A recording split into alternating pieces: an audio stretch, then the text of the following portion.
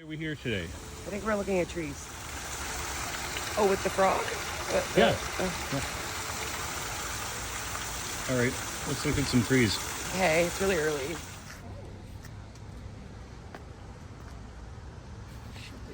I want to see what's happening in there, okay? Sure. That time. Right.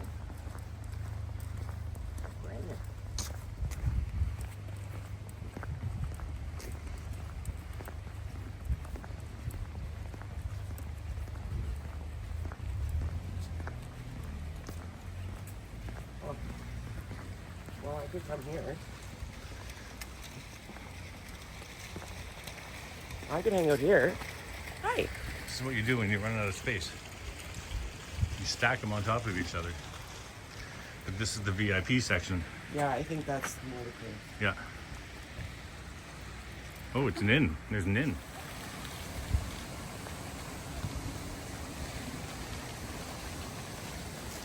So apparently the city ran out of places to bury people, and they bought a 200-acre farm from somebody and created this. Not just that's the whole cemetery story, right? Not just the garden.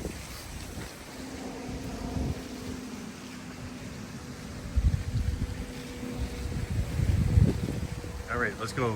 You want a bottle of water? They have free ones. I think I'm gonna see if they have coffee. Well, yeah. You got Timbits. You know you're in a good neighborhood when the free stuff gives more free stuff. It's true, right?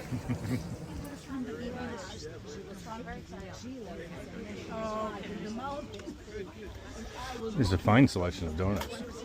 Go check them out. This is all caffeinated, yes? We're getting rowdy, and I was like, yeah, we have to go. Can we go sit over there? I want to smoke. Yes, we can.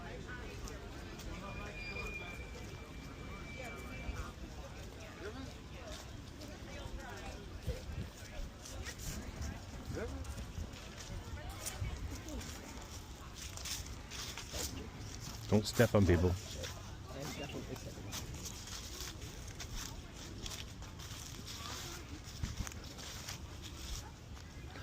Okay, we got 5 minutes.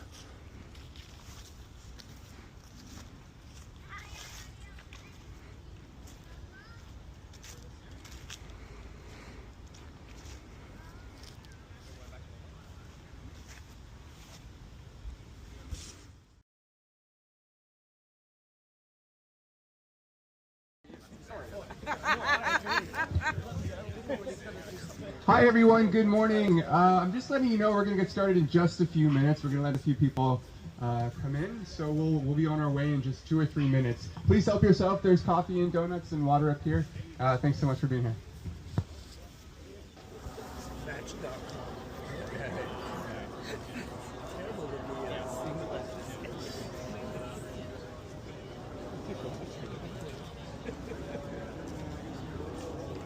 How's the coffee? Oh, hi. My name is Jared Corrigan. I'm a member of the Mount Pleasant Group team. A little closer. Okay. Just want to welcome you all today to the tree walk. I see everybody's enjoying their coffee. The only bathroom we have is outdoors, just over in the corner, across from the from the office there. Because try not to walk on any of the flat stones or lean against any of the monuments. Right now, I'm just keeping it real simple. I'd like to introduce the manager of the Arborist crew, Daniel Chevalier. He's right here beside me. His team takes care of all the cemeteries that we have. What do we have, 9? 10 cemeteries. So he's a very busy boy. So without any further ado, here's Daniel. Thanks, Jerry. Hi everyone, good morning. Thank you so much for being here. I see some familiar faces if you've been on my tree tour before. It's nice to have you back. We're going to do a different route this time. So yes, I've been here at Mount Pleasant Group of Cemeteries for 5 years. I'm a graduate of U of T's Masters of Forest Conservation program. I actually learned my trees here as a student at Mount Pleasant, so it's my pleasure and my honor to be able to show you some of the really unique and cool species that we have. Mount Pleasant is such an important urban green space. I'm going to speak a lot about that this morning. I hope you have a great time. And I want to introduce, if I get my staff in the high vis over there, just wave their hands so everyone can see them. So this is Mount Pleasant Group's brand new Arbor Services crew. This year, brand new, we have our own in-house tree maintenance crew. We've got 10 cemeteries, 1,600 acres worth of trees. It's really great that we now have our own staff that are working full-time on making sure that our trees are safe and in good condition, so they are climbing arborists. And they're going to be around today. They know the route. And so if you have any questions, I know many of you will, that's great. You always raise your hand. I'm happy to answer as many as I can. But if you are near them, if you see high vis, please speak to them. They will help you along. They know the route. So please have a nice time and watch your step. And we're going to head that way south, or I guess that's east, to the funeral center and along that road. So please follow me and we'll get started. There's hundreds of people here. This is a lot of people. I'm not used to this. Henry would not do well in this walk. No? He does not like humans. It's he's germaphobe, which I am too, and he doesn't like crowds. I don't like crowds. Yeah, this doesn't bother me. I'm just not. If I take it all in at the same time, it'll be way too much. To the right. To the right.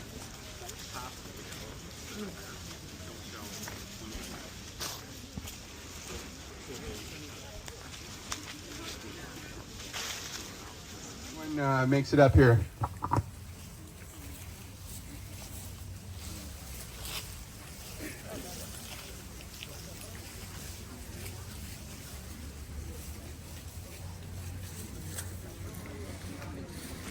Can I get Brandon? Can you raise your hand? So Brandon is part of our tree crew. He's an arborist. He's got the orange. If you got a question, look out for him. We've got Liz. Hand in the air, very good. That's Liz. She's got some answers too if you have any questions. And Jason, where's Jason? I think he's at the back. There. Way back. Jason. Wave your hand. Awesome, there he is. So if you have questions, keep an eye out for them. So this first tree here is a horse chestnut tree. We're starting off with a tree that you're actually going to see pretty commonly around Toronto. This is the tree that can tolerate urban conditions. There's not many species that can here at Mount Pleasant. Here at Mount Pleasant, we have a lot of different species because we don't have the salt and the compaction that we get on the streets of Toronto. So there's many species that can thrive here that you're not going to see anywhere else around the streets. But horse chestnut is not one of those. These are a very common one, but they're still very important. They have compound leaves. If you take a look at the leaves, they kind of look like gecko feet is the best way I could describe them. So each one of those little fingers on the gecko feet is one leaflet, and they are a part of one big leaf that connects from the petiole, the base of the leaf, to the branch. It's called a horse chestnut because the leaf scar, when you pull that leaf off, a little scar on the branch, it looks like a horseshoe. That's where it gets its name from, horse chestnuts. There's none now. There's actually not that much this year for fruit, but they have these spiky green balls, kind of look like tennis balls. They are toxic to dogs. That is something to be aware of. There's none on the ground here right now, but they are a great urban street tree because they can tolerate all these conditions, but they tend to get a fungal blight. If you look at the branches, the leaves, you'll see kind of orangey yellow. That is very common for horse chestnut. It's a very common question, and it's mostly an aesthetic issue. If you raked away all the leaves, all the fungus that's in the leaves would not go into the soil, or it's less likely to linger in the soil.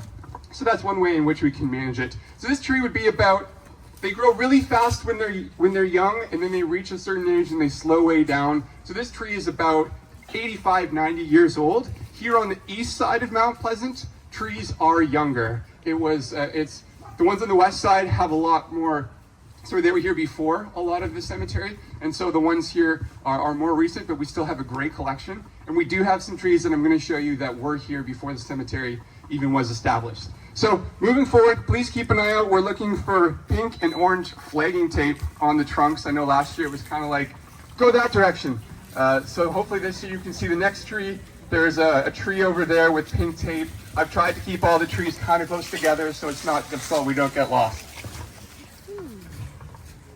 For those wondering, yes, the cemetery is actually a difficult environment for trees to grow in. They all experience some degree of root damage because a tree's root system, especially these deciduous species, they drop their leaves, their roots extend about twice as far underground as their branches do. So they go quite far out. They do not go deep. That's kind of a myth. Some trees do have a taproot when they start and they establish, they go deep into the ground, but that usually peters off. The majority of the roots are only within about the top 30 to 50 centimeters of the tree.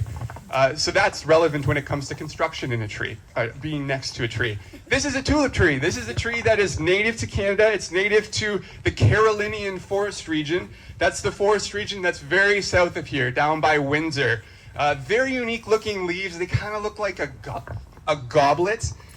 They have this nice, lovely, straight structure. And they have really cool flowers that actually look like tulips when they're blooming in the spring. Please come back in the spring. They look really exactly like tulips. Even their fruit, which are still present, if anyone can see, there's a few here and there. There's one there. But their fruit kind of looks like flowers too.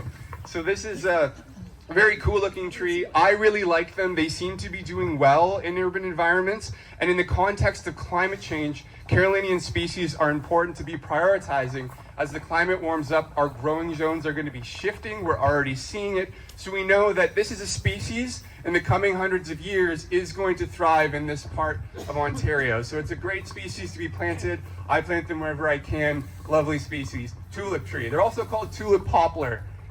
This is the trouble with common names. This is why they force us to memorize all the scientific names. So before we go to the next one, before we move, I just want to let you know the next two trees have really spiky fruits on the ground, very spiky balls. They are genuinely sharp. Please do not bend down and pick them up. If you try to do that, you will genuinely hurt yourself. So please watch out for the spiky balls. So we're talking about this tree right here with the pink flag on it. This is called a Chinese chestnut. So if you look at the ground, you will see some of these spiky balls, but it looks like a bunch of them have been cleared away, which is probably good. They are very sharp, so please be aware. Chinese chestnut, so that is native to China. This is an ornamental species that's been planted around Ontario in North America since it was introduced back in the early 1900s.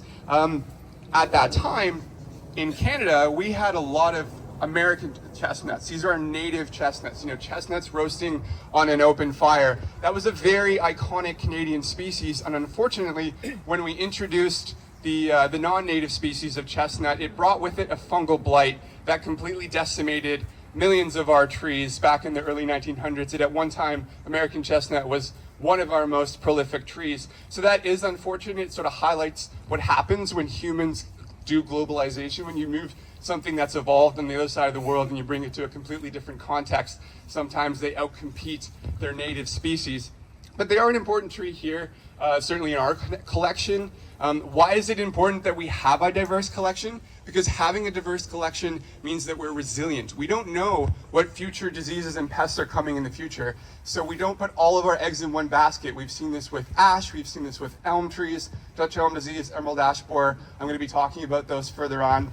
But this is still a great little tree here, and the difference between an American chestnut and a Chinese chestnut are very, very subtle. The leaves of a Chinese chestnut are a little bit more rounded if you come up and take a look.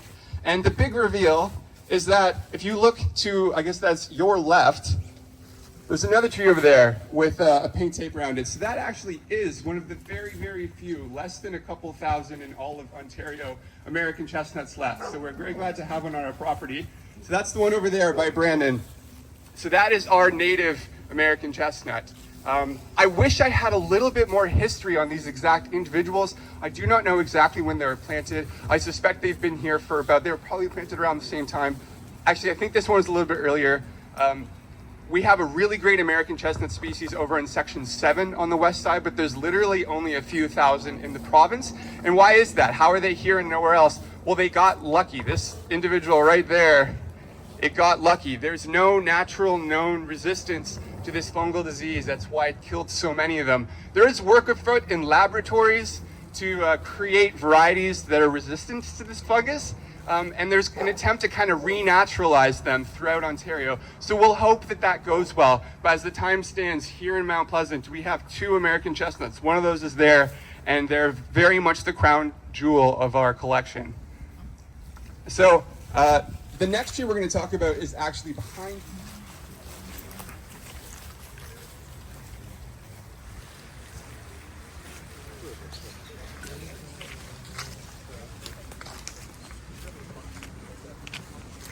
You're collecting. I'm collecting. That's very cool.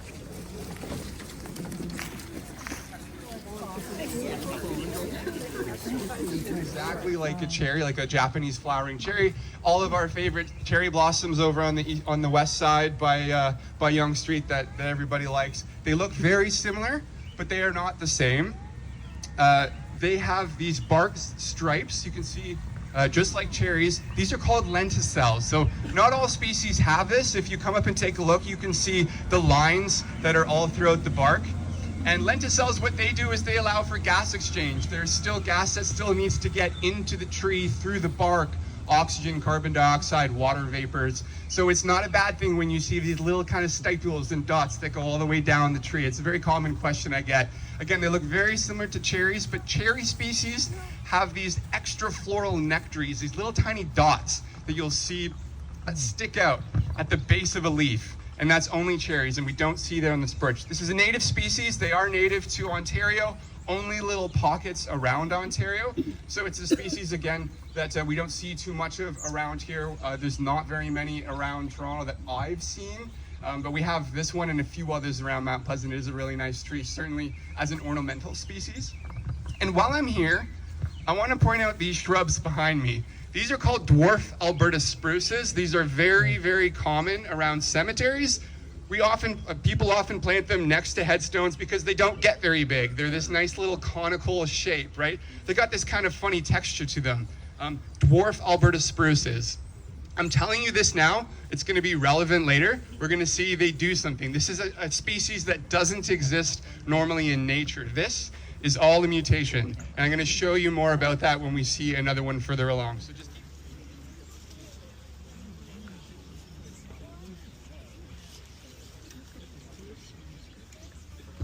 this one, it's a little bit harder to see the tape. If you look into the boughs, we got a pink one over here. So this is the one right here. This is called a dawn redwood. It's in the same family of the big redwoods that you see in California. Those are Sequoia sempervirens. This is called metasequoia. That's the scientific name for them. This is a tree that was thought to have been extinct. They found fossils of it in China up until the early 20th century, and they thought it was a species that no longer exists. And in the early 1900s, somebody actually found a small grove of these in China, cultivated them, and realized that these are actually great species that can tolerate many environments around the world. And in the time since, they've been brought all over around the world. They're a very great tree in terms of their tolerance. There's a really nice big one at U of T. So this would have been planted sort of like 1950, around there. And they go pretty fast. And what they do that's unique is, well, you can see that they are an evergreen. But they drop their needles. They are a deciduous conifer. So white pine, spruce, fir, they don't drop their needles in the winter. They still evergreen all around. This one does not do that. It drops its leaves. We don't technically call them needles in this sense. But it's nothing to be concerned about. It's a question I get, oh, my tree is sick. It just dropped all its needles. I thought it was an evergreen. But no, it's a very, very common thing. And they do very well in urban environments. So this is a species that I always recommend planting. If it's been around for hundreds of millions of years, there must be something that it's doing right. It must have some advantage to make it thrive this long, and therefore it's a tree that's going to be resilient. So it's a great one to have, and it's a great one to have in our collection. And we're going to move just 2 or 3 meters that way.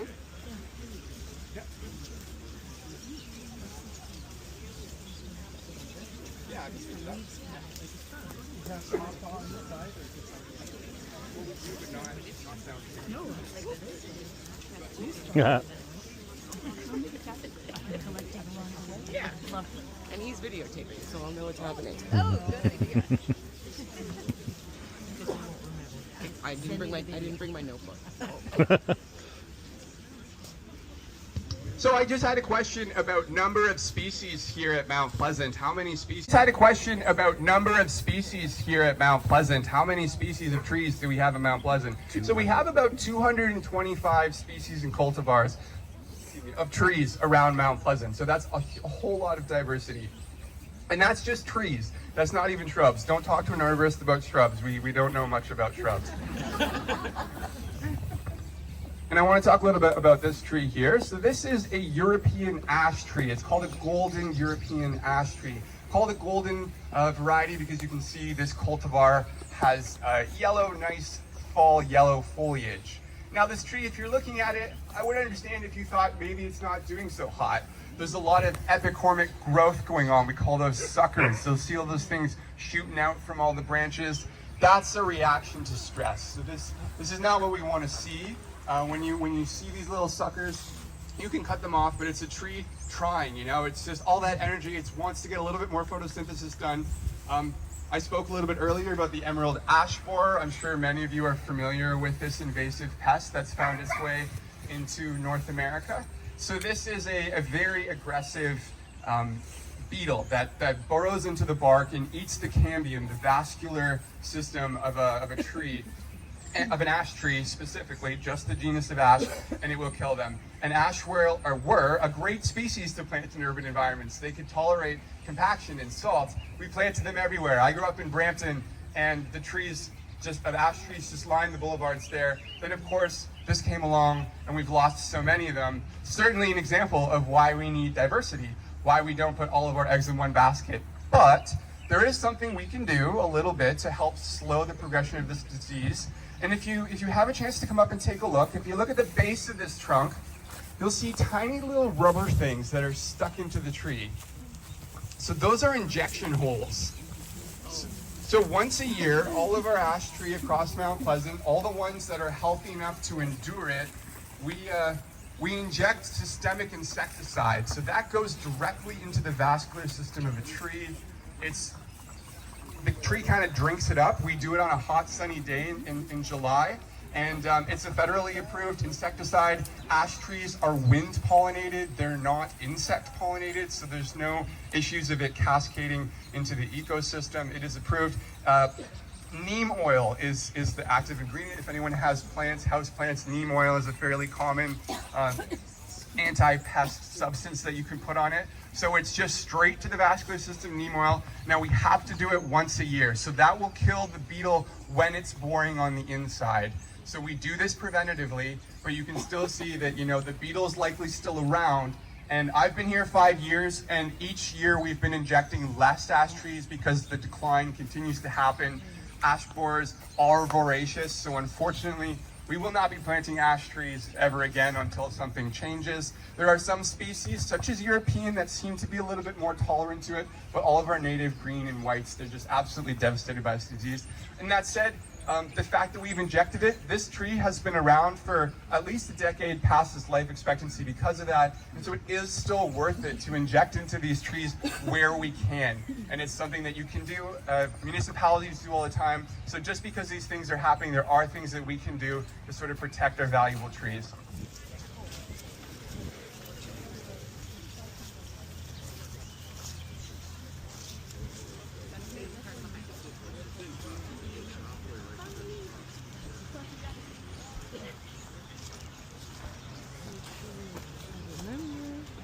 Oh, Aquarius.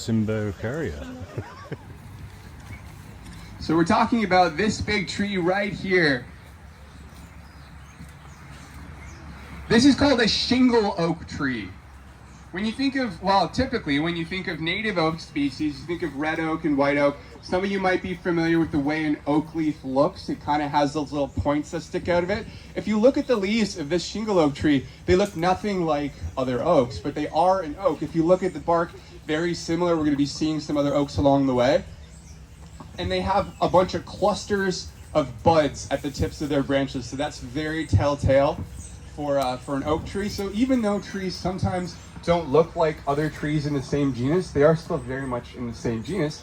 And shingle oak is a species that's native to about 2 growing zones south of here. So this tree is about 125 years old. Yes, And we hope that that's young in the tree world. And so this was likely planted here. This was likely one of the very first ones planted here on the east side of Mount Pleasant Cemetery. And this is a species just like the tulip tree that we saw before that we want to be encouraging to grow here, because we know it tolerates south of here, it tolerates warmer environments. So we know as time goes on that it's going to be a species that will do well. So these are very important species for us to flag. We plant as diversely as we can, but it is important to focus on planting trees that we know will survive. We want to invest in the long term. And so Shingle Oak is one moving forward. I will say, there is a new disease, unfortunately, there's always a disease. Every tree has a disease called oak wilt. And this is a new one, it's in the States. We knew it was nearby. And I'm gonna speak to that further when we come to a nice big white oak further down. But that is something to be aware of. Unfortunately, our native oaks have some great uncertainty in their future.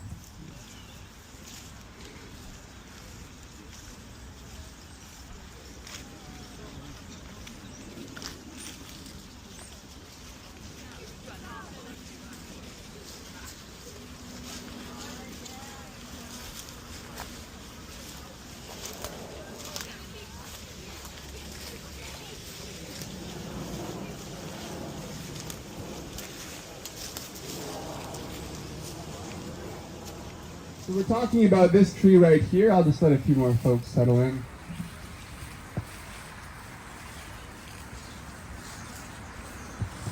So it might not look like much in terms of size, but this tree right here is actually one of our rarest trees on the properties. We have two. If you've been on a previous tour of mine, I've spoken about the one that we have on the west side.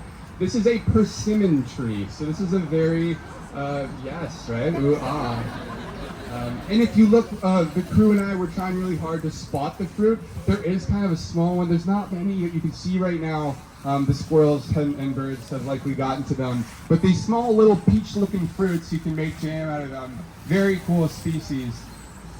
So this is a species that's native to North Texas. It's way out of its growing zone here. So how is it surviving here? How is it not dead?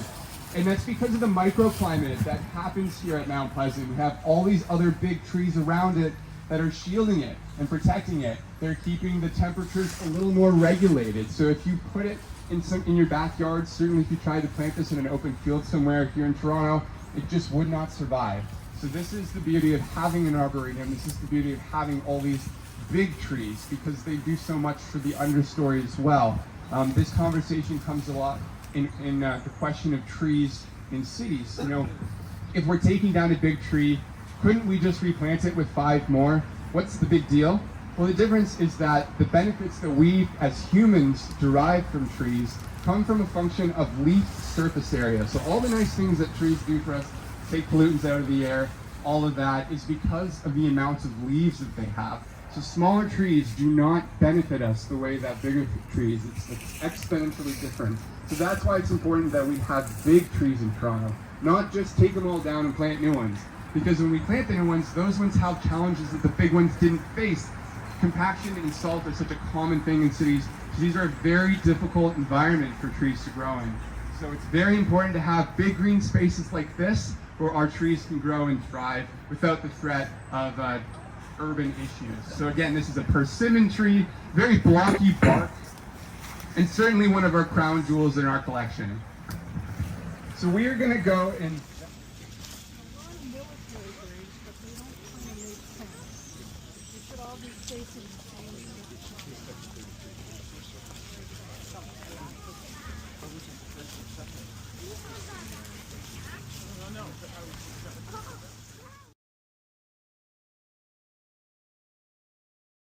So I had a couple of good questions. I'm just going to speak about them. I had a question about how old that persimmon was. The persimmon was probably about 50 years old.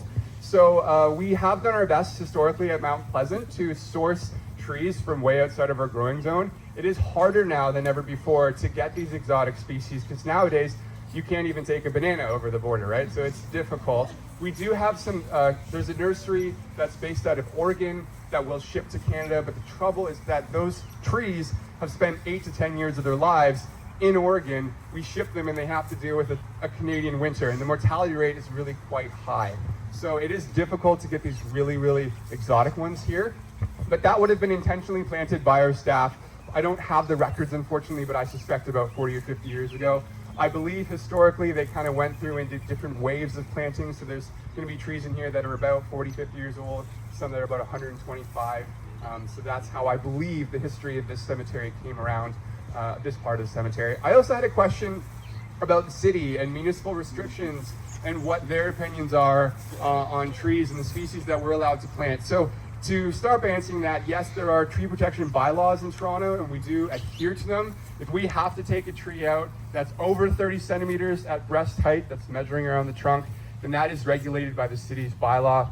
And if the tree is not fully dead, but say in poor condition, they'll still give us a permit for it, but then they require us to plant native. They do require us. Beyond that, they don't have any restrictions of what we're allowed to plant. So we are able, when like this is fall, I'm kind of in the midst of my big planning for all the trees that we're going to be planting across our 10 cemeteries. So I do not have restrictions placed on me on what I can plant.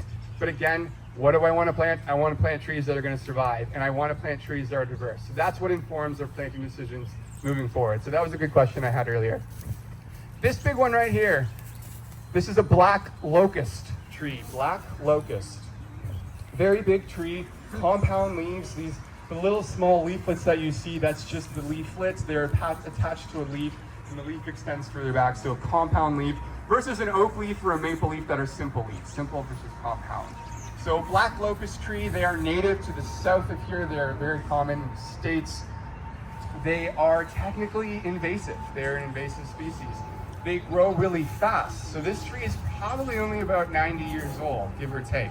So it's invasive because it outcompetes a lot of the other species. And one of the reasons it can do that is because it's one of the very few species that can fix nitrogen in its roots. So nitrogen is a very limiting nutrient for plants. If you buy fertilizer, you'll see NPK, nitrogen, phosphorus, potassium. Those are the three always limiting factors for plants. And nitrogen is all around us in the atmosphere. It's around us right now, but that's not usable for plants because it's not soluble in the soil. But black locust roots have nodules in their roots that allow that fixation of nitrogen into a usable form in the soil around it. So that is a huge advantage that black locusts have. There are other plants that do it. Beans do it. They're a great one that do it. Like any kind of legumes. The agroforestry, planting beans amongst other crops, is a great thing because beans and trees like black locust, legumes, they can do nitrogen fixation. So that benefits all the trees in the area, but they grow faster. They reach the light quicker. They outcompete the trees that need that light as well. So that's why they're designated as an invasive species. Here in Mount Pleasant, we have lawnmowers that go around. So all the little shoots that pop up, you know, they're pretty well taken care of. And this one has burls. See the base here, these big bumps coming out of them? Nothing to be concerned about. Burls are typically caused by a little bit of stress. Sometimes it's a virus or a bit of mutation. And so that's just wood in there. It's just extra growth that's growing in a different way. Whenever you buy a wooden bowl and they have that cool like bowl looking, that's burls are used to make bowls. You can actually remove them, but you're creating a wound in the tree. So I never recommend doing it. You're creating a wound in the tree, you're cutting it open. Certainly in the summer, we have decay fungus floating around, so you make that wound. It's not a good thing for the tree. So the burls are gonna stay, but they're nothing to be concerned about. And if you look into the canopy, this species has two stems, so we call that co-dominant. Typically, we wanna see a tree that is dominant. We wanna see just one stem, because structurally, that tree is gonna be a little bit less likely to fail. You have two branches like this, when the wind blows, it's not as ideal. So this is why when trees are younger, we do what's called training. So if it's a young tree starts to do this, you snip off that one before it has a chance to even form another one. But it reaches a certain point and it's too late. So this is an important thing that our tree crew is going to be doing, focusing on our small trees, making sure that moving forward, we don't have trees that end up with this co-dominant structure. Now there's things you can do, installing cables, and you can reduce the weight through pruning. Stay tuned on that. I'm going to show you some cool examples of that. We're looking at here, and the first of which is another Amur cork tree. I said there'd be another along the way. So you can see the bark. This one's a little bit older. You can see how it's kind of corky. So that's an Amur cork tree. Now, if you look into the canopy, we see there's no leaves. So the other one had leaves on it. This one doesn't. So this one is experiencing a little bit of stress. We're not exactly sure at the moment what's causing it. Could be a number of things. Its leaves fell a little bit earlier. but we know the tree's not dead because we can see buds at the end. This is a question I get. How do you know if a tree has died in the summer? How do you know? And I do know because its leaves were just there a month ago. So I'm not concerned about this yet. When these kinds of situations arise, I'm interested to see how it plays out next year. We want to see, we know there's enough energy left in this tree for the buds. It's going to produce leaves, but the question is how much will it thrive? So we're going to hope that next year it's doing a little bit better, but it is not dead yet. Yep. Looks like a fungus. So What's the white stuff? So the white stuff, that is fungus. So that branch is dead and will be removed. But the tree itself overall is not. Deadwood is something that happens throughout trees, and it is not a death sentence, but it is something to be managing. So I want to talk a little bit about this tree right here. This one right here. Do you remember the dwarf Alberta spruce that I told you about earlier? So this started its life as a dwarf Alberta spruce. I don't know if you can see down here. You can see that very difference in the way that the needles look. So this was how it was initially planted. So the history of dwarf Alberta spruce. So white spruce is a very common Canadian species. You see it all over Canada, very iconic Canadian species. Somewhere along the line, there were these botanists that found a mutation in Alberta. That's why they call it dwarf Alberta spruce. That made it dwarf-like. And so they took that and they cultivated it and thought, great, this is a great shrub. And so it's been planted all over, again in cemeteries. But nature, you can't put it in a box. And it was a mutation that caused this in the first place. So we've taken it, we've cultivated it. And there's a 5 to 10% reversion rate. Time passed, and the tree said, no, I want to be a regular white spruce. So it completely changed its growth structure and now behaves much more like our native white spruce. And as time goes on, these underbranches that it originally started as will go away. And we know it's a white spruce. We look at small cones here. That's a very key identification method for white spruce. There's different spruce. I'm going to show you some more. And it can be, when you're learning trees, difficult to differentiate between the types of spruce. But white spruce, small cones. So you'll probably see these all around you. So if you're not sure what kind of spruce it is, look for small cones, white spruce. I get this question every year, so I'm happy to talk about it. Books in the tree world. Is there anything I recommend or anything that I can talk about? And there's a few of them. There's Finding the Mother Tree by Suzanne Smart.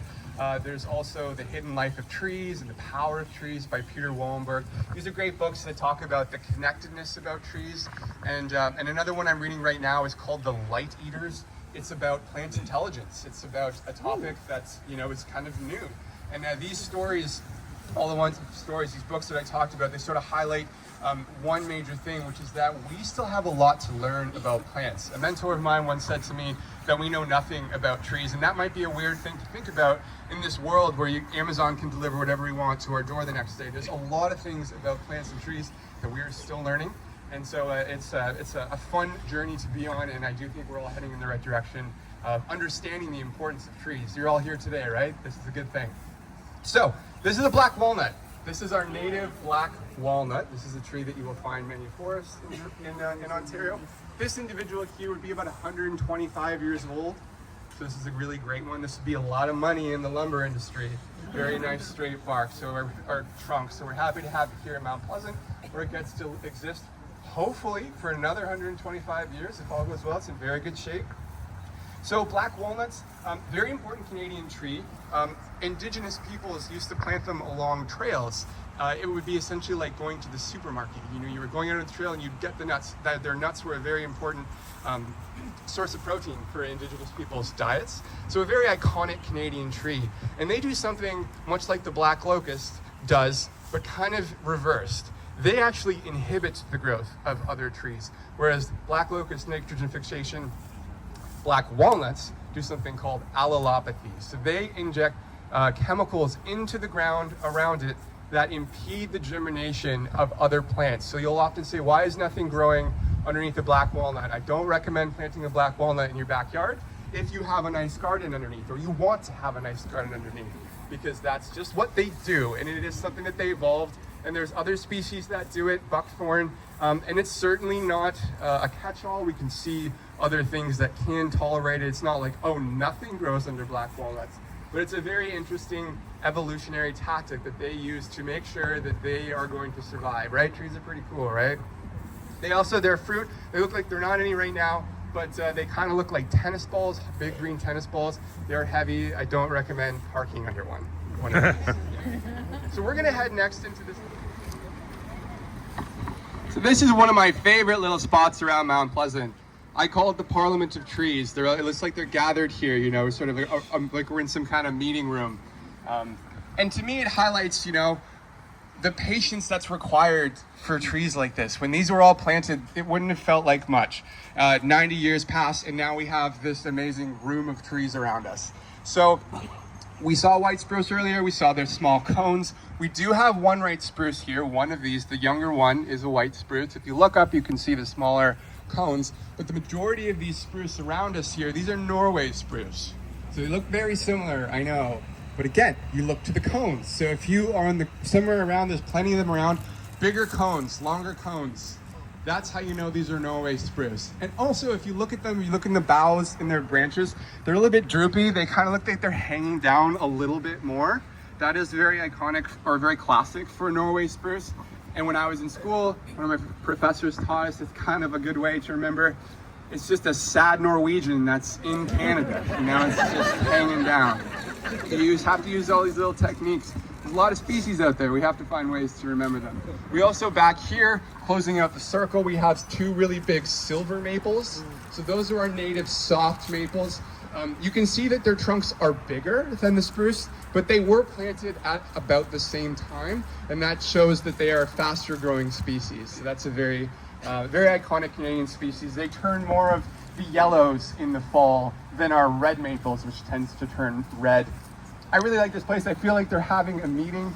It reminds me, there's a great scene in Lord of the Rings where the Treebeard and all his trees, they're late to the battle, right? Because they were having this meeting, they were sitting around and talking, but they eventually made it to the battle. I'd like to think that's what's happening here. They're just sitting around and talking, but sooner or later they're gonna uproot and they're gonna march down to Ontario Place and they're gonna go take revenge on all the other trees that were taken out back then.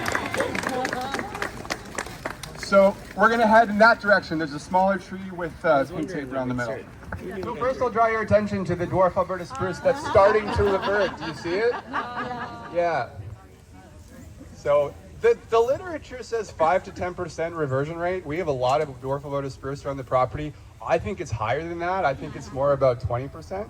So it's kind of fun when you see these things. I had a question of what can you do? You know, if you don't want this, I understand sometimes you're planting for aesthetics. You can cut it out, but my understanding is once the conversion has started happening, you know, nature's going to keep doing that. So might as well let it. That's my opinion. So we're going to talk about this one right here.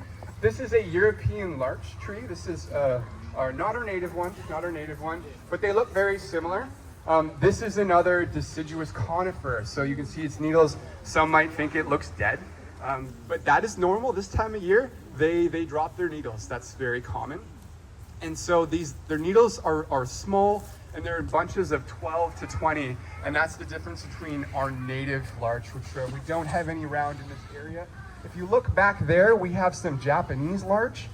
So we'll talk about those later, but you can kind of see the subtle differences.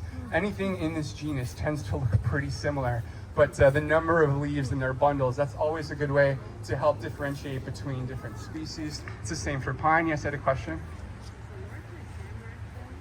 So I had a question, larch and a tamarack look similar. I actually had a discussion with the tree crew about this because my understanding was that larch and tamarack and also hackmatack is in the East Coast, that these are all the same species, and that's really like the difference in common names. But in fact, there is, I was taught that they were larch, but I have heard others very confidently claim that tamarack and larch are different.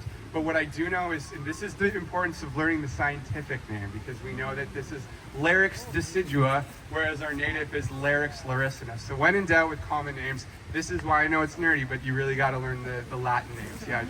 Is that a nest we're looking at? Question if that looks like a nest. It does look like a bee's nest. Yeah, or a hornet's nest, perhaps. Yeah. So yeah, very nice. Nothing to be concerned about. One of my questions, my tree's dying. I always try to let people know, nope, it's not dying. It is normal for some conifers to drop needles like this. And also, that tree right there, they're the same species. Maybe some of you are familiar with these. These are called ginkgo trees. Yes, ginkgo biloba. You'll see Their fruits are used in a lot of traditional medicines, and they tend to be harvested.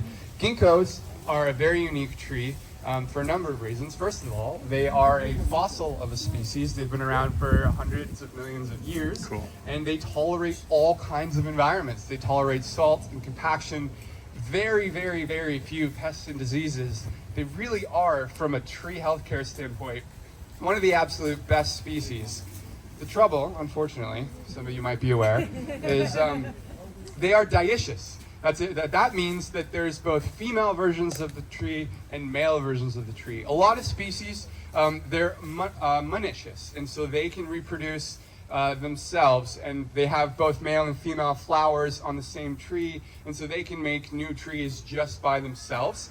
And ginkgos don't do that. They require being near another tree to be pollinated.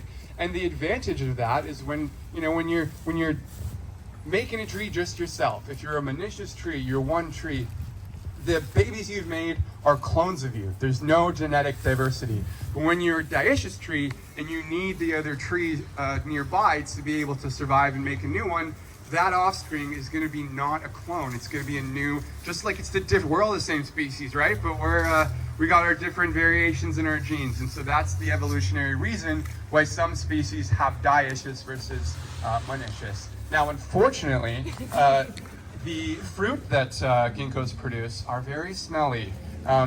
This tree right here is a, quote, female version of the tree that produces the fruit. If you look into its canopy, you can see some of the berry-looking ones up there. So those are filled with butyric acid, and yes, it does sometimes smell like rancid eggs, especially when they've been smashed or on the ground. So it's something that ginkgos do.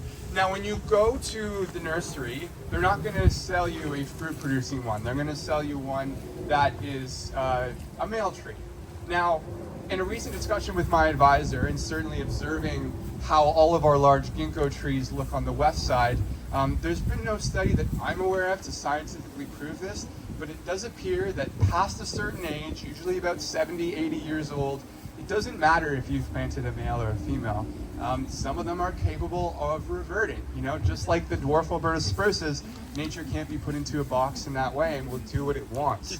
And I recognize that they smell bad, and this is always an awkward argument that I have to have, because to me it highlights, there are inconveniences about trees. Inconveniences that I feel generally we should tolerate to get the benefits of these trees. That said, I totally understand you don't want to have one in your backyard, you don't want to have one in front of your house, but they are absolutely an amazing species, and they have their place because of how good they are and how well they thrive. Again, they've been around for 100 million years. They must be doing something right.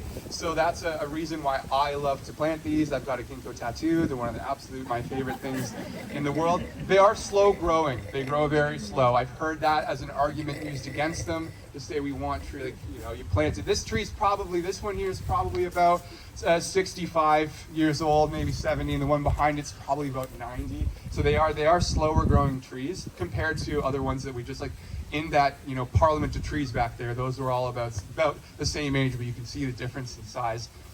But I don't see that as a bad thing. I don't think slow growing is a bad thing. It's taking its time to establish itself, and yes, we have to wait it out, but there's so few trees that can handle being in Toronto on the streets, compaction, the construction, the concrete, and everything. Ginkgos are one of them, so we cannot stop planting them. We just need to be a little bit more strategic in where they are, and certainly being a little bit more tolerant of the things that inconvenience us. Yes, I know I don't have them in my backyard. It's easier for me to say, but it is something that they do, and they're a great species. I plant them everywhere that I can.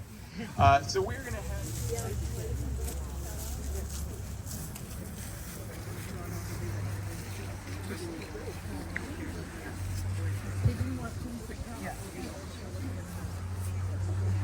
So I just had a question about male trees versus female trees, and I didn't know this, but when the city tends to plant the male varieties of trees, because that's the one that pollinates, they're the ones that don't create the smell, that has contributed to people's allergies in the city, because there's more of the pollen producing side of the tree around. So I thought that was interesting. I'll have to look further into research myself, but I certainly do buy that. So I want to talk a little bit about this monster right here. So this is a white oak. This is our wonderful native white oak. This one right here is about 200 years old. I did the calculations.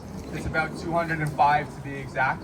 So this tree would have been here before Mount Pleasant Cemetery. So everything came up around it. This one's been here a very long time. Kind of bark that's a little more jagged than the smooth red oak and the shingle oak that we saw before. So this is a species that is very iconic for Canada, white oak, and they don't always necessarily do well in urban environments. And but this one has survived, you know, a road coming in. It's survived burials happening here. Now, I will mention these burials are older, and that certainly helps. Older trees are less resilient to the damage that comes from burials. So in our new sections of our cemeteries, when we're surveying new grave lots, that's where I come along and I have to designate how close they're allowed to get to the trees, keeping in mind that it might be 50 years before somebody even is buried.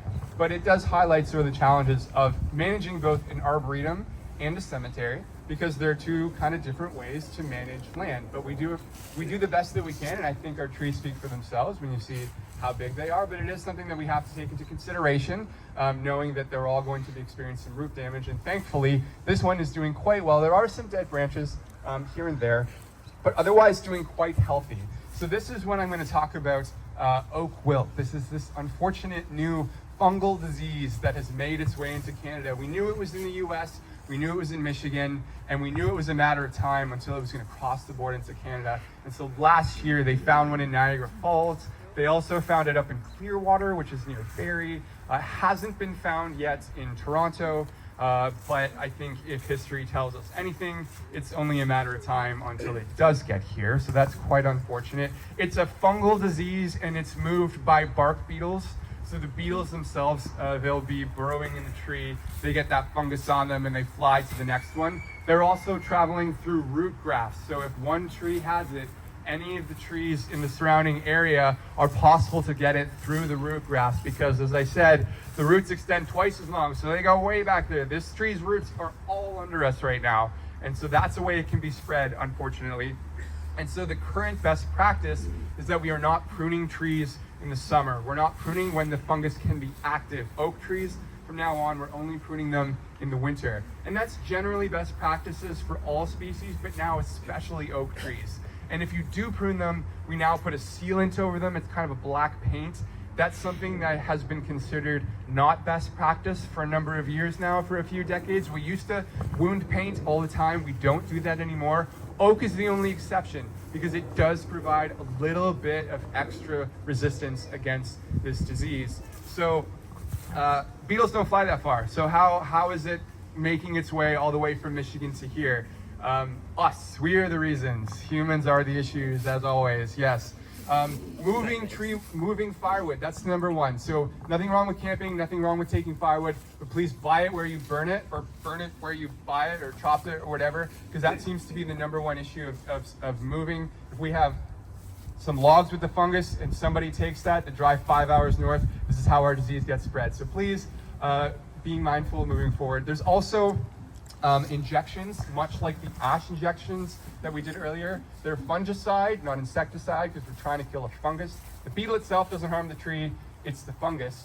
And that systemic fungicide is unfortunately not yet legalized in Canada. The federal government has not put the investment into approving that for use. So we would love to. We would love to start proactively injecting our iconic oak trees, but we can't do that yet. So unfortunately, I suspect it's going to take a little minute until it's probably more established in Toronto, and I imagine we'll be a little late by the time we actually get these approvals. That's how it sort of works, but it's important, you know, for everybody to know about what challenges our wonderful oaks are going to be facing in the coming decades in our lifetime.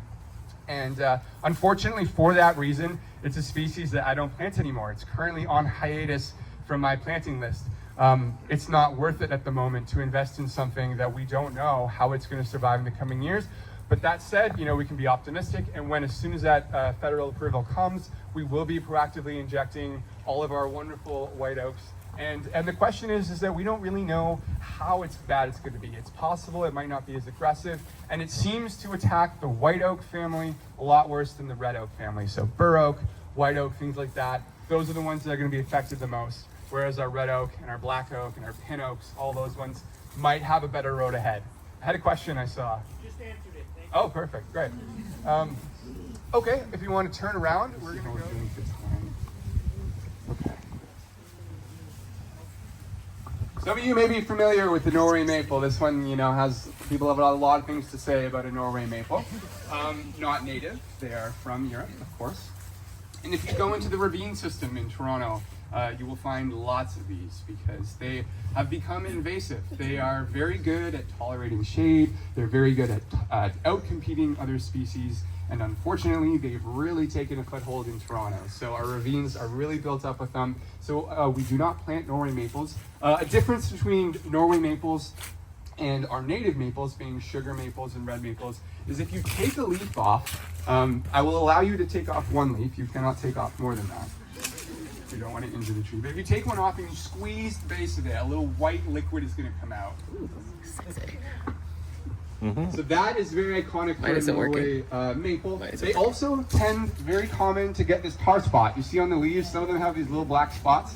That is a Norway maple thing. That is something you won't find on the sugar maple and the red maple. So that's a fungus. I get a lot of questions about it. Is my tree dying? Pirates of the Caribbean, black spot, kind of looks like that.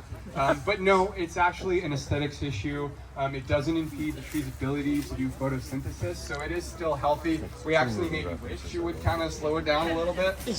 The trouble with Norway maples is that they're great for like 60 years and then they just crumble. They're just not that great in the long term. So we don't plant these. We don't encourage people to plant these. They also do this thing, if you can see the base of the tree here, very commonly called girdling roots. So down here, you see how this part of the tree goes right into the ground? And we can see these roots. We don't want that. We want the backside over here. You see how it flares out? We want to see a root flare. That means it's anchored nicely in the ground. What's happening here is underground, the roots are strangling itself. And this is something that Norway maples do. We don't like it. But this is a reason why if you're buying plants, you're buying trees, before you plant them, you have the root ball, you tease it. You want the roots to go outward. So before you put them in the hole, you dig the hole, you tease them with the knife. You want those roots, you want to encourage them to grow outwards. So that's something that, little things we can do for young trees that go a very long way for trees when they're older. So I always get the arguments of native versus non-native, and there's certainly passionate opinions on both sides of that fence. And for our context here in Mount Pleasant, we need to grow what grows. Cities themselves are not native. All this concrete, this is not native. So, you can argue that maybe we should only be planting natives. And there's certainly arguments to be made in the way that insects and the way that they interact with our native trees versus our non-native trees, because they also evolved with all of our native species. To that, I say, is why it's so important here that we are planting diversely. We're just not putting all our eggs in one basket. We're not saying we're only planting non-natives. We're just saying that there's a time and a place, right tree, right place. That's kind of the mantra of arborists. You don't want to plant a large growing species under telephone wires, things like that. My crew, all of us, we have to be thinking 200 years ahead. That guides all of our decisions. Someone asked, when we have these problem child species like Norway maple, why don't we just cut them out? What's the point of even letting it grow? Clearly there's issues with it. And the answer I have to that is here in the context of Mount Pleasant, we're not too worried ourselves about the invasiveness about the trees, because everything that sprouts up that's not in a designated tree area, a lawnmower is going to come. All those little suckers that come up are going to come along and they're going to keep it in check. And even though it has all these problems, problem child is a good way to describe it. It is still a tree. It's still doing photosynthesis. We still are getting the benefits of it. So it's not that we need to go and cut down every single tree that we don't love. It just means that when it's gone, we need to not replace it with the same species and be mindful of how these go in the future. So I want to talk about this one right here, the tag on it. This is one of our, I would say it's our rarest species that we have. This has a great name. It's a funny name. It's called a Caucasian wingnut. And that's because it's from Caucasia. It's from Azerbaijan, Armenia, and the wing nuts, if you come a little closer, they kind of dangle down from the top, kind of look like chains. So wing nut, that's where it gets the name from. So this is one of our very, very uncommon species. We do have one more on the property. Very cool looking trees. They tend to have this codominant structure. We talked about codominance when we were talking about the black locust, how we don't want to see all of these branches out. We want it to be like the white oak. We want it to have that nice columnar. Because what happens sometimes, unfortunately, is they fail. And about 1.5 years ago, I was doing my rounds early in the morning, and I noticed that this big limb right here had shifted and was now over the road. So that's concerning from a risk management standpoint. That's a big part of my job, is to make sure that I'm managing not only the health of the trees, but the risk that they pose. And the reality is that trees pose very, very little risk. You know, more people fall off the Grand Canyon each year. It's a more dangerous thing to get in your car than it is to walk under a tree, but there is risk associated with trees, and I have to be mindful of that, because if it continued to fall, it would fall on the road. This is a high traffic area. So that was too bad. We kind of had to jump into action. We didn't have the tree crew yet, so I did have my contractors come in, but it wasn't a goner. And there are things we can do to maintain a tree, even if it has a big failure like that. So if you come close and you look between these two stems, you'll see a cable between them, and also on the back side. So the thing's held together like Pinocchio. There's steel cables, and that's a great thing. You can actually look through this tree if you come up. There's holes in it.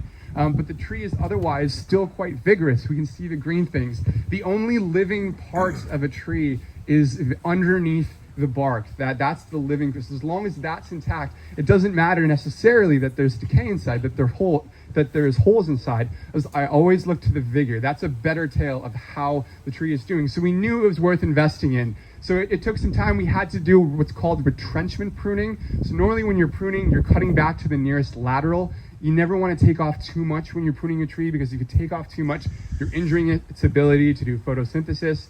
And so normally you just cut a little bit, never more than about 15% maximum of the entire leaf area.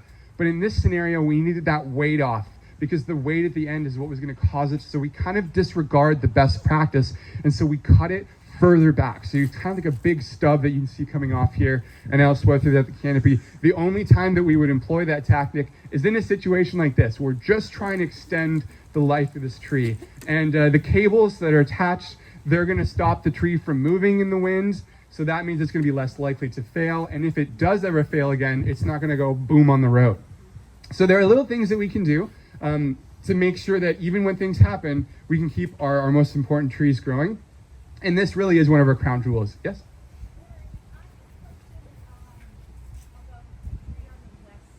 Okay. Question was, on the west side of the cemetery, there's a tree over there by the side of the road. If you've walked on the west side, you've definitely seen it. There's bricks growing into this cavity. There's bricks that were put into this cavity of a tree.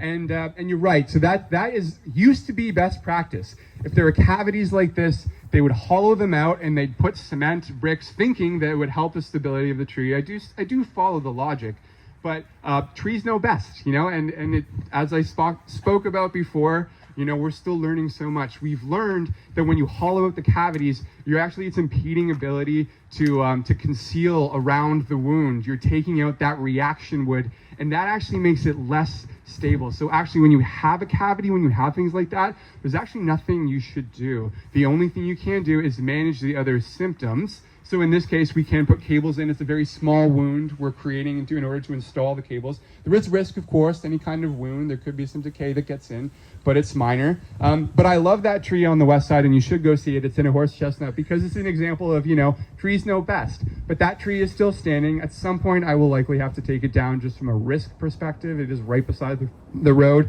But you can actually see when you look at it that the decay has continued further past the bricks. So even though we did that 30, 40 years ago, we now know trees know best, you know? So that's a perfect example of that. So this is really out of its growing zone, very iconic tree, and one that we were certainly willing to invest in to make sure. I expect we'll get decades more out of this tree. Yeah. What is this growth? Oh, sure. Questions about this little grove here. So these are actually the shoots of the tree. They actually are pretty good at spreading. So this happened mostly as a result of this big failure. That was a really big stress for this tree, right? But it didn't die. So it starts like, oh, what am I gonna do? So it puts out more shoots. So that I did notice that when that happened, this whole area really increased in production in terms of shoots. So it's something that our staff will have to keep in check. There are other species, lindens, for example, they tend to put out all these shoots from the base. Nothing we can do, that's just what they do, but you can cut them off if you don't like them, and you'll have to continually do that, but it won't impact the tree's overall health. So we will, to be honest, be coming in and cleaning this out. Yeah? It's a question about these gravestones. Yeah. You were talking earlier about impingement of roots and gravestones. Yes. Because this is new, so... Yes, this is... Okay, so the question was gravestones. We do have a 2024 burial here, yes. So yes, there's roots under here, and its roots likely would have been severed, certainly over here. Trees have what's called a critical root zone. If we go too close to the trunk, it's like guaranteed that it's going to kill it. But roots can tolerate damage, and unlike construction, when we're digging a grave, it is kind of only a small geographically.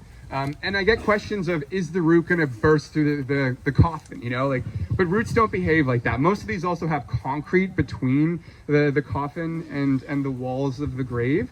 So, you know, tree roots are not like the Kool-Aid man. They don't just burst through things, but they will, if there's water or something that they're looking for, they will go in. So this is, you know, in a perfect world, I suppose, from a tree health perspective, we don't want to see this kind of root damage, but when a family has bought a grave 80 years ago, we certainly have no choice but we just now know moving forward to give trees like this a little bit more room. Yeah, and as you can see, it's still green, it's still thriving. Maybe it's you know, had some root damage, but it's doing its best. So trees are resilient. It's usually an accumulation of factors that would kill a tree. So if it had a bunch of root damage and there was a pest and there was a bunch of salt, all these things, like trees can be really strong, resilient things. Urban environments are just really, really difficult for trees. And that's the struggle that they have.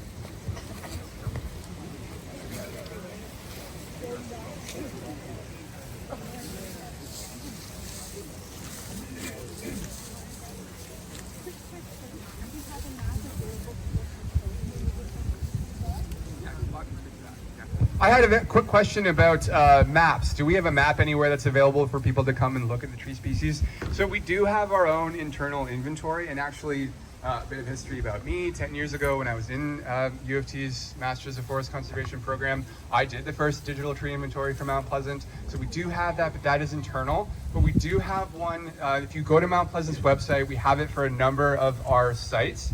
It's not as thorough a map as the things that I'm showing you. It's very difficult to show every single cool species that we have, but if you'd like to go on your own little tree walk, there is if you go to Mount Pleasant website, there's a pretty thorough document. It's got about 65 of our species around there with a good map and photos. So I would encourage you definitely, if you're interested in what you're seeing, I'm only showing you a sliver of what we've got. So please come back. We have an amazing collection, and go on Mount Pleasant's website and you can find a map. That would be a great thing to do. So I'm just going to talk a little quickly about, this is the Japanese larch. And if you look behind us, you know, we saw the European one. And so you can see the subtle differences in this compared to that. You see that these, the branches and the way that they come out of the tree are just, they don't hang out as far. Their cones are not quite the same size of those ones, so they're in the same genus, but they too are also deciduous conifers, so that means that they're going to be dropping their leaves, and it's nothing to be concerned about. So we do have a few here that we're struggling a little bit. We tidy them up, but we're still seeing the growth here, and that's a good thing. As long as we're seeing the green, as long as we're seeing that sort of vigor, that tells us that the tree is still doing okay and that it's not worth cutting it down yet. When a tree kind of passes the 50% mark of 50% live growth on it, that's when you can kind of say, all right, this tree's heading in a direction that is probably not going to recover from. So these are the kinds of things that we try to stay on top of. You know, we've got a lot of trees at Mount Pleasant. We've got a lot of trees at our 10 cemeteries, and but our new tree crew is doing really great work. And so we're kind of switching flipping the switch and focusing on making sure we're managing what we have, and the ones that we do unfortunately have to take out, we will be replanting exactly where the other one was removed. We're going to keep going just a little bit. We're going to move the stumps. We will be. Yeah. So we'll make sure another one gets planted. We leave them until we replant so that we know exactly where it is. I had a question about stumps. There are stumps around. You saw some stumps of the larches that we did have to take out. So yes, we will be replanting those. Stump grinding is a whole different process, and we don't yet have our own stump grinders. But when we are replanting trees, we want to make sure that we're limited here in the cemetery. I can't just plant willy-nilly. I can't plant on a grave. It's all very well surveyed. So I leave the stumps in place so that when the time comes to replant, we know exactly where they go. It's not always best practice in a perfect world to plant a tree exactly where another one was, to take out a stump and put a tree right in its place. And that's because there could be fungus or the way the soil is made up that killed the tree, and that all is still going to be in the ground. So generally you're recommended to move it a little bit. We don't always have that luxury here. We have a specific spot, we made a hole in the canopy, and we need to make sure that the tree is coming back in. And that's where I have to plant a species. If I know the one that died before died from a fungus, I need to make sure that I'm planting a species that is going to be okay in that area. So that's what it guides my decision making. Elephant's leg. This is a copper beech. This is a European beech. The variety is copper. If you looked at it from above, you would see all the branches are copper. They're kind of a browny red. So that is the cultivar of this. This tree is about 125 years old, maybe about 150. It's actually it would have been one of the very first non-natives planted here at Mount Pleasant. And you will see these all over. They actually do pretty well as an ornamental species. We have a native beech. They don't do so well in these environments. So we have a lot more European beech than we do our native beech. And they do something called marcescence. And that means they hang on to their leaves all throughout winter. The leaves will shrivel, but they won't necessarily all fall to the ground. You'll see this on beech. Oak do it as well. So this is a phenomenon. And we don't know for sure as scientists exactly the reason it is, but we suspect that it's a tactic that it uses to ensure that it has nutrients in the soil. Because when trees lose their leaves, the nutrients, the carbon, everything that's in those leaves goes back to the soil. And when it happens, they lose their leaves in the fall, winter happens, those leaves may be gone. They might be blown away. But if the leaves hang on, even though they're dead, until the new growth from spring comes, it forces the husks of those leaves out. So then those hit the ground, and they hit the ground in spring. And that's when the tree needs it the most. That's when it's no longer in dormancy. So that's when it really benefits from having all these nutrients back in the soil. So it's actually a benefit that that they hang on to their trees. Sometimes in the winter you're like, oh, it doesn't look too good or it looks like a dead tree. But that's the reason they've evolved to do it. The other theory is that it prevents deer. If a deer is in a forest, they're going to rustle against the husks of these leaves that are dead but still on the branches, and that's going to dissuade them from biting into the shoots of these and branches of these trees, because they don't want to make a noise, they don't want to disturb bears, everything in those kind of environments. So that's a very unique thing that beech do. Unfortunately, there is a disease called beech bark disease. Yes, every tree has a disease, every tree has pests. And that is something that's making its way. It was from Europe originally. It made its way into Canada through the East Coast, and it is coming through, hitting our native beech, but it does impact European beech as well. There's not much we can do, certainly once it's here. It's not something that we've found that I can really say that I definitively. And that also, just like oak wilts, it's a relationship between it's actually a smaller beetle and a fungus, so that travels from tree to tree. So unfortunately not always a great species to be planting anymore. We don't really know how that's going to be impacting Canada moving forward.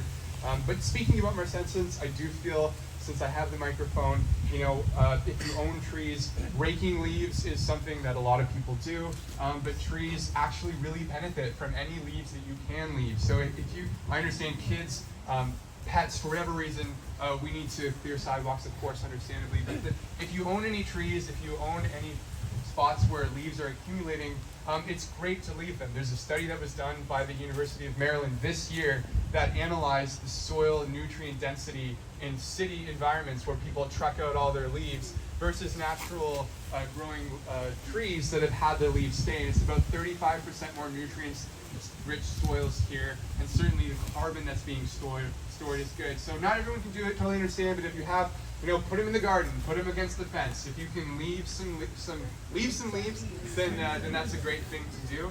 Trees in an urban environment struggle enough. If we can leave them some of that nutrients wherever we can, please do. Yes? Why was the beech? Oh, okay. So the question there was an old beech tree on the west side, 2 of them that were beside our crematoriums. I don't know if I can speak to that one. It happened before my time, but sometimes trees are organic things, and just like humans, some of them are more tolerant than others.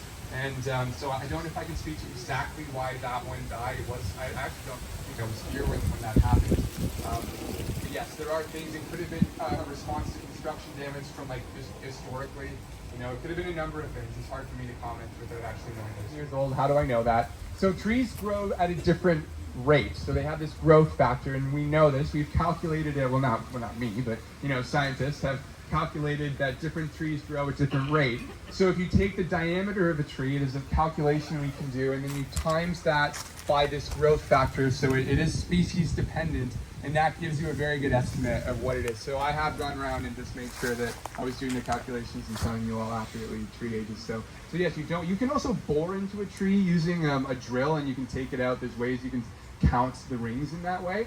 But sort of a quick and dirty estimate, you just plug in the diameter. So the diameter at breast height, that's what we use across the board. So that's basically where where the orange tape is. That's DDH, we call it. And so I plugged that into a formula, and that's how I got 125 years old. Yeah.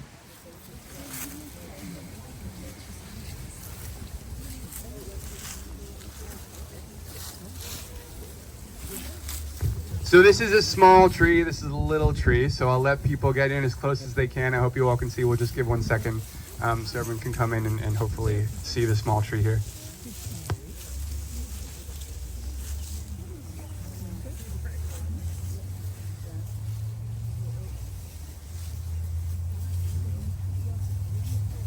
Okay, so it's this one right here. This little English oak is what this is. So this is an English oak. The leaves look very similar to our white oak that we just saw, but they're a little smaller. They're a little bit more rounded. But this tree, slow growing, but we're gonna cross our fingers that it's gonna make it through oak wilt, and that's gonna make it, because it could last 200, 300 years if we want it. So this tree itself is special because it is from Vimy Ridge. This is a Vimeo. So the acorn was taken from Vimy Ridge. This was a donation that we had. And it's not the best spot in the world for it, unfortunately, but it did need to go here. It sort of highlights the challenge of finding an appropriate space for trees. Obviously, we knew this tree needed to go in, but we had these existing silver maples. These are the soft maples that we saw over in that cluster of trees over there. And so we do have to be mindful of the light. We want to make sure that it's still getting some light. So we've had to have some of the silver maples pruned back to allow for this. Generally speaking, when you're planting trees, 10 meters is a good rule of thumb for how far away from other trees you want to be accounting for their future growth. You generally don't want to put a tree within about 10 meters of your house, especially a large growing tree. So 10 meters, keep that in mind. We didn't get that. We have a smaller space here. So the tree's going to respond to that. And if you can see, it's been here about 2 years now. And you can see the way the trunk, if you get close, it's not growing super straight. And we will be doing some pruning over the winter to make sure it gets more light. It's quite vigorous, and we see buds on the edge, so I'm not concerned about this dying. But it may be forced with time to adapt to the light around it, and it's going to do that by growing in a different structure. It's not going to necessarily have that nice straight trunk that we see. This is called a tropism. This is the way that plants grow over periods of time, reacting to their surroundings. They want to grow towards the light. They want to grow to where it's going to be beneficial to them. And so they will compensate in their roots for that structure to make sure that if it does, unfortunately, if it does have to grow a little bit this way because of where it is, it's going to be okay. And just because you see leans on trees doesn't mean that the tree's necessarily going to fall. If you see a tree that's leaning and it's completely like this way without a correction, what I mean by a correction is it starts to like curve back up, right? And if you see heaving roots on the backside, that's always an indicator that, oh, okay, this is a more recent shift for this tree. That's something to be concerned about. But this is something that we're definitely going to look after in the coming years, and it's a great little species that we're hoping stays good for a while. Oaks like a column. Yeah, so I question, English oaks often are in that columnar. You've probably seen them growing straight up. So that's one way. So that would have also been a mutation somewhere along the line. Somebody grafted that and continued it along. And there's a great, they can be great for certain locations. If you don't want this massive tree that spreads out, a nice columnar one, they can be a good, yes, but that's the same species as well. For being here, I'm going to be sticking around if you have any more questions. And if you were on my tour last year, then you heard what I'm about to say before, but I'm going to say it again because this is my opportunity, is to talk about trees in an urban environment and what they really are. And we had a nice time today looking at trees. Plants are really beautiful, right? They're green, they put out flowers, they're lovely.